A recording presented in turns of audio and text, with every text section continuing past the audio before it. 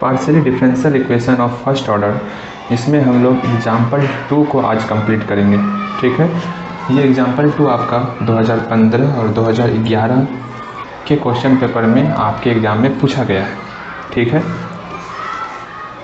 फटाफट से question complete करते हैं। इसके पहले जो हम लैग्रांजे फॉर्म पर ये क्वेश्चन कंप्लीट किए थे, इसमें मैंने आपको बताया था कि लैग्रांजे फॉर्म में हम लोग डिफरेंशियल इक्वेशन से सॉल्यूशन निकालते हैं। इसको निकालने का कुछ स्टेप आपको कंप्लीट करना होता था, जिसमें अगर हम लोग को कोई equation P plus Q Q equal to r में दिया है, तो पहले इस इक्वेशन को हम लोग p plus Q Q equal to are के फॉर्म में लिख लेते हैं। तो p plus Q Q equal to r मतलब ध्यान से समझना, y plus z into p, z plus x into q equal to x plus y. इसमें p का ये फॉर्म है y प्लस जेड, इसमें q का ये फॉर्म है z प्लस एक्स, एंड इसमें r का फॉर्म है x प्लस वाई। तो here y plus Z equal to capital P and z plus x equal to capital Q and x plus y equal to r। अब यहाँ पर आपका सवाल होगा कि स्मॉल p क्या है, स्मॉल q क्या है। जब हम z का पार्शियली डेरिवेटिव करेंगे विथ रिस्पेक्ट टू x, तो उसका वैल्यू p के बराबर।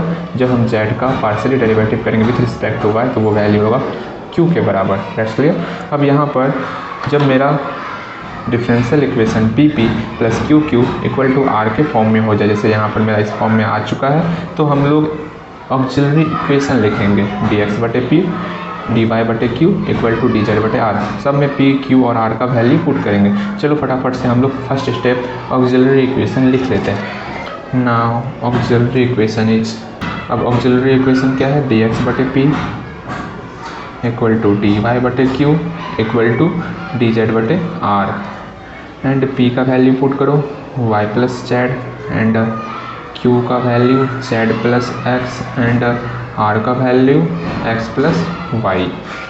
अब यहाँ पर इसके बाद मैंने आपको बताया था ऑक्सिलरी इक्वेशन लिखने के बाद इसका हम लोग सॉल्यूशन करते हैं। अब सॉल्यूशन करेंगे, इसको सॉल्व करेंगे ऑक्सिलरी इक्वेशन को, तो मेरे पास 3 मेथड होता था। पहला है ग्रुपिंग मेथड, सेकंड है method of multipliers and third है कॉम्बिनेशन। अब इसमें कौन सा लगेगा, ग्रुपिंग लगेगा, मल्टीप्लायर्स लगेगा, क्या लगेगा इसमें। अब ग्रुपिंग मतलब किसी 2 का ग्रुप करना है। अगर 2 का ग्रुप करेंगे तो यहाँ तो dx है, डेरिवेटिव तो x है, लेकिन नीचे में फंक्शन y और z का आ रहा है, ग्रुपिंग से नहीं बनेगा ये। एंड कॉम्बिनेशन मतलब जैसे समझो आप, जैसे 1/2 इक्वल टू 3/6 इक्वल टू 4/8 है। अगर हम लोग इसमें 2-3 चीज़ समझना होगा। किसी 2 का अंश समझना, ध्यान से यहाँ समझना है कि हम लोग अगर ये इक्वेशन मेरा तीनों बराबर है एक दूसरे के, तो हम लोग परस्पर अंश को घटा सकते हैं। जैसे 1 और 3 को घटा सकते हैं, 2 - 6 इसके बराबर कर सकते हैं। एंड अगेन 3 और 4 को घटा करके हर में भी 6 और 8 को घटा सकते हैं। एंड अगेन फर्स्ट और थर्ड के अंश और हर को परस्पर घटा सकते हैं। ये आपका सब इक्वल होगा, देख लो। -2 बाई -4 1/2 निकला। इसको भी सॉल्व करोगे सब आपका 1/2 के ही बराबर होगा। सेम इसी फंडे से इसको हम लोग अब कॉम्बिनेशन, इसका अलग अपना एक कॉम्बिनेशन बनाएंगे। देखो कैसे बनता है। इसको इक्वेशन फर्स्ट मान लो।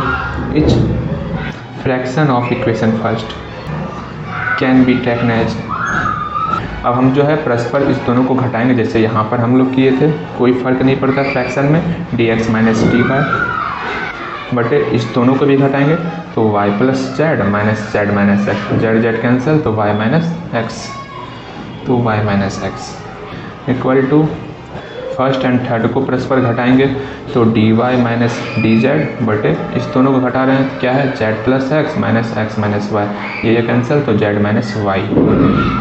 And again first and third को घटाएंगे, तो dx माइनस डी जेड बटे तो y plus Z minus X minus Y, तो y कैंसिल, तो z माइनस एक्स आया, तो z माइनस एक्स।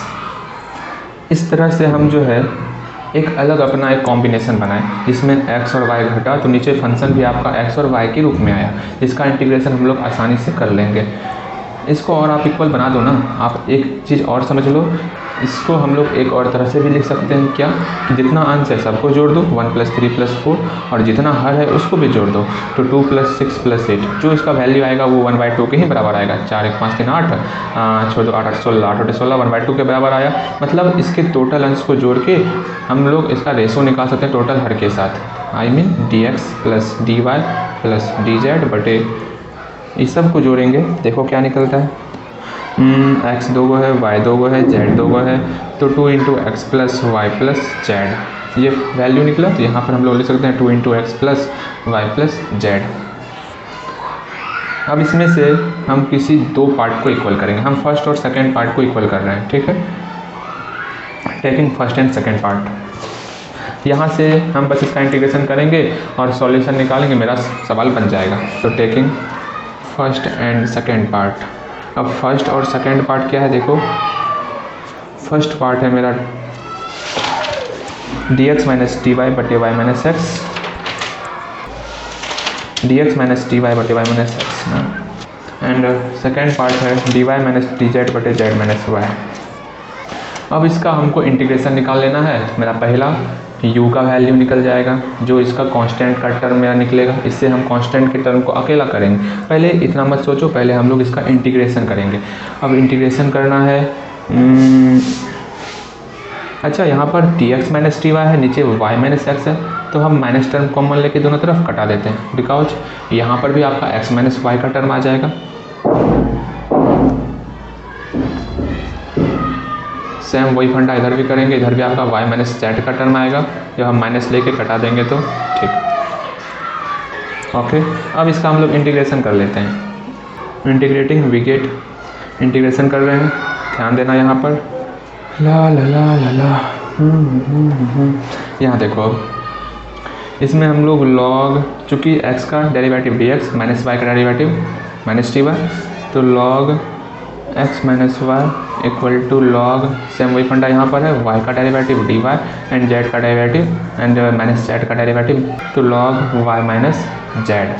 अब इंटीग्रेशन डिफरेंशियल इक्वेशन में एक अलग कांस्टेंट आता है जिसको हम लोग log a कर लेते हैं, log a, बहुत अच्छे। अब यहाँ पर इस टर्म को लेफ्ट साइड लेते आते हैं, जिससे कि मेरा log m - n का फॉर्मूला लगेगा और कांस्टेंट टर्म मेरा अलग हो जाएगा। अब यहाँ पर log m - log n का फॉर्मूला log m बटे log n, x - y बटे y - z, जिसे log कैंसिल, तो यहाँ पर मेरा a का वैल्यू आ गया x - y बटे y - z। इसी a को हम लोग u भी कह सकते हैं, x - y बटे y - z, बिकॉज हम लोग एज ए रूल पढ़े हुए हैं कि फाई u v के फॉर्म में होता है, आपको डाउट भी नहीं हो इसलिए हम a को u लिख लिए, वरना आप वहाँ पे फाई a b भी कर सकते हो, कोई प्रॉब्लम नहीं है, ठीक। एंड अगेन हम लोग देख लो, जिससे आपको आसान लगे वो कॉम्बिनेशन ले लेना है। हम फर्स्ट एंड फोर्थ को ले लेते हैं, हो जाएगा आसानी से। फर्स्ट एंड फोर्थ ले रहे हैं, बस यहाँ पर आपको कॉम्बिनेशन में दिमाग लगाना है, कौन सा कॉम्बिनेशन लें जो मेरा इंटीग्रेशन आसानी से हो जाए, इंटीग्रेट आसानी से बस होना है, और उससे हमको मतलब इंटीग्रेशन से ही मतलब है। तो हम लोग फर्स्ट और फोर्थ को कॉमन लेते हैं, आई मीन कॉम्बिनेशन में लेते हैं। Again after taking first and fourth we get, देखो यहाँ पर अब हम लोग फर्स्ट एंड फोर्थ को ले रहे हैं, तो dx - dy बटे y - x इक्वल टू क्या था, 1/2 इंटू dx, ठीक है, dy + dz बटे x + y + z। यहाँ ध्यान देना है। अब इसका हम लोग इंटीग्रेशन कर लेते हैं, टेकिंग इंटीग्रेटिंग बोथ साइड, ठीक है। चलो, इसका इंटीग्रेशन करने से पहले यहाँ पे dx - dy है, तो इसको हम लोग x - y के फॉर्म में लिख सकते हैं। तो हम लोग माइनस कॉमन ले करके y - x में माइनस कॉमन लेंगे, तब ना वो x - y के फॉर्म में आएगा, ठीक है। इससे हम लोग माइनस कॉमन लिए, माइनस से कॉमन लेंगे तो x - y आ गया, इक्वल टू इस 1/2 को इधर भेज देते हैं, तो इधर 2 से मल्टीप्लाई हो गया, इधर भी dx + dy हूबहू उतार लेते हैं, कहीं कोई परेशानी नहीं होगा। माइनस को 2 के साथ चिपका देते हैं, ठीक। एंड अगेन देखो, x का डेरिवेटिव एंड y का डेरिवेटिव सब सेम मिल रहा है, तो log x - y and again यहाँ पर भी इसका डेरिवेटिव मिल रहा है, तो log x plus Y plus Z. फिर एक मेरा कांस्टेंट टर्म आएगा log के ही फॉर्म में, तो log b मान लेते हैं। यहाँ पर log a माने हुए हैं, तो यहाँ पर हम लोग log b मानेंगे। आपका इच्छा log c log d जो मानना है मानो, ठीक। अब यहाँ पर इस log वाले टर्म को लेफ्ट साइड लाते हैं, तो -2 log x minus Y, minus term आ जाएगा, प्लस है इधर आके माइनस हो गया, तो log x plus Y plus Z equal to log b। इसे माइनस कॉमन लिए, तो 2 log ला यहाँ माइनस दोनों से कॉमन लिए, तो यहाँ पर मेरा प्लस हो जाएगा, तो log x plus Y plus Z equal to log b। बहुत अच्छा। तो यहाँ पर माइनस को उधर भेज दो ना, क्यों इसको झेलना है, ठीक। माइनस को उधर भेज दिया। एंड आप जानते हो कि m log n का फॉर्मूला होता है, ये m n में पावर में चले जाएगा, तो log n पर पावर m, कहीं कोई परेशानी नहीं। तो ये 2 मेरा इस पावर में आ जाएगा, तो log x माइनस वाई पर पावर 2। That's clear. ऐसा करने से मेरा एक फ़ायदा हुआ, ये log m plus log n के फॉर्मूले में आ गया। देखो भाई, log का फॉर्मूला कम से कम याद रहना चाहिए, ठीक। ये माइनस है, इस माइनस को हम लोग उधर भेज दिए, तो minus log b। And again log m plus log n, तो log m into n equal to, इस माइनस log b तो कांस्टेंट ही है ना, इसको एक और अदर कांस्टेंट मान लेते हैं log b1, बिकॉज हम log को कैंसिल करके b1 के बराबर निकाल लेंगे, तो मेरा एक अदर कांस्टेंट टर्म आ जाएगा जिसको हम लोग v मान लेंगे। u और v का फॉर्म आ गया, बस हमको u और v से मतलब है। तो यहाँ पर log कैंसिल, तो मेरा b1 का वैल्यू आ चुका है x माइनस वाई का whole square into X plus Y plus Z. यही मेरा क्या है, v का वैल्यू है, मेरा बन गया। कहीं कोई परेशानी नहीं होनी चाहिए आपको, ठीक है। अब u और v का वैल्यू निकल गया, तो फिर और क्या चाहिए मुझे, तो कहाँ बना दूँ अब, सॉल्यूशन इज, अब सॉल्यूशन तो बन गया, देख लो सॉल्यूशन क्या निकल गया मेरा, हाई u v के फॉर्म में सॉल्यूशन होता है, मैंने बताया था आपको। तो u का वैल्यू पुट करो, u का वैल्यू क्या है, यहाँ देखो x माइनस वाई बटे Y minus Z, and v का वैल्यू क्या है, ये टर्म है x माइनस वाई का whole square into X plus Y plus Z. यही मेरा सॉल्यूशन निकला। चलो यहीं पर आंसर, कितना आसान था, बस हमको u और v का वैल्यू निकालना। दिमाग कहाँ लगेगा, बस आपको यहीं पर दिमाग लगाना है कि किस तरह हम लोग ग्रुपिंग मेथड से बनाएं, कि मल्टीप्लायर से बनाएं या फिर कॉम्बिनेशन से बनाएं, बस यहाँ हल्का समझना होगा। वैसे भी क्वेश्चन कुछ रिपीटेड नहीं आता, जैसे ये क्वेश्चन आपका रिपीटेड तो नहीं, आपको था समझना होगा।